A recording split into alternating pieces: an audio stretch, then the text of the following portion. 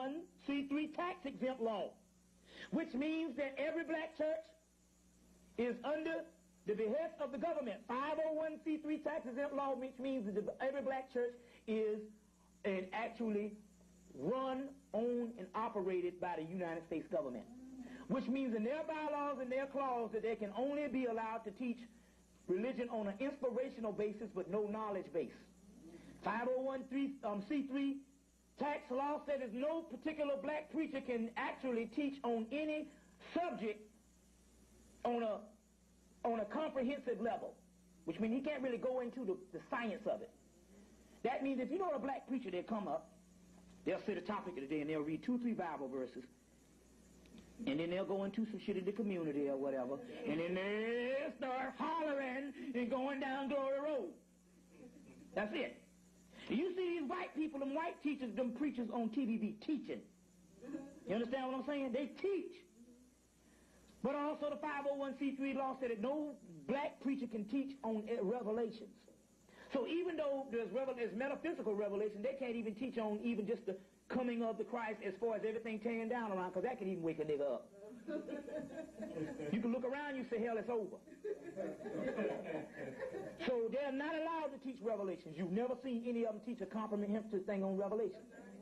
They're only inspirational type people. You understand what I'm saying? They can tell you about going to hell all day long. You see, 501c3 law. In the bylaws of that, based on the inspirational clause, if they go any political, they can come in and they can shut them down and they can put the church on auction blocks. They'll lose their non-profit status? No, they'll go to jail. They'll shut their shit down. Because you see them laws, you see that all the bigger churches can't open their doors now unless they have the American flag with the gold strip down the side. AMEs, CMEs, United Methodists, and all those, and big-time Baptist churches.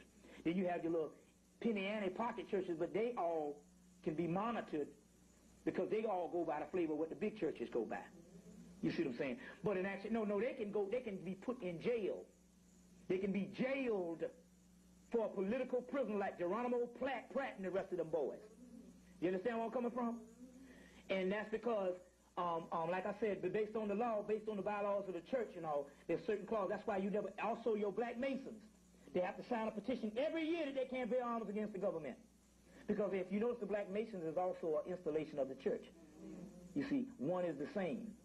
You see what I'm saying? And they're just a bunch of buffoons and all have nothing to do with real masonry whatsoever. That's a clown penguin suit nigga. That has nothing to do with that. And I've been up the East Coast, West Coast. I done been all over, and I'm yet to have a Mason to come and challenge me. Did he know any goddamn thing on masonry? I'm yet to have him. Because I'm yet to have him. Because all I'm going to do is just take him into my shit right here. You see what I'm saying? Because this is masonry. You've been learning it. And one thing about the key thing about masonry and mystery system is you can't do it without the woman. That's the key. Even Moses failed to go through the 50th gate of understanding because he stopped sleeping with his wife. He stopped hitting it, and the spirits quit it. So he stopped hitting it, and they quit it on his ass because you got to go back up that fallopian tube. Fallopian tube. That's the birth canal. You got to die. And we're talking about sexual energies is the high energies. That's the high levels. And so he didn't hit it, so they quit it on his ass.